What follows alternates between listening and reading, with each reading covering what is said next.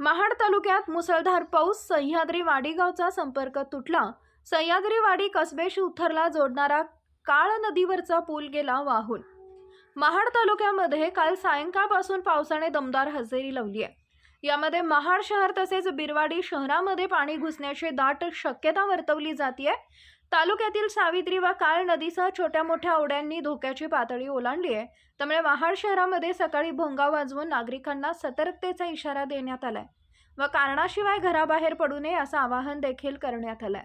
तर काय बोलतायत कसबे शिवथर ग्रामस्थ ते पाहूया। आता ह्या पुलाचं बांधकाम केलेलं जवळजवळ 2004 मध्ये काम चालू होतं। तिथपासून काम झाल्यानंतर आता ह्या पुलाचा संदर्भ म्हणजे ह्या कंचेश्वर गावाच्या आणि सह्याद्रीवाडीचा संबंध आहे। मुलं जी सह्याद्रीवाडीची जी येत आहेत ती ह्या हायस्कूलला शाळेमध्ये येतात, त्याच्याकरता हा पूल झालेला आहे। जवळजवळ 32 पूल आहे। आता जो 35 मुलं शाळेमध्ये आहेत स्वतःवर रोज जाणं येणं त्यांचं ह्या पुलावरून वाहतूक आहे।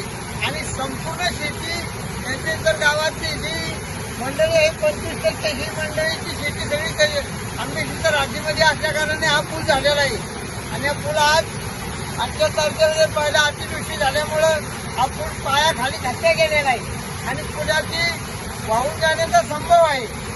आज आम्हाला दिसून आलेला आहे। असे संपूर्ण लोक सगळी येत आहेत, पाहतायत।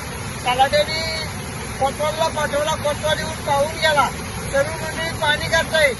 आजची अतिवृष्टी झाली की आज जाणं येणं सगळं थांबलेलं आहे, सगळं बंदच आहे।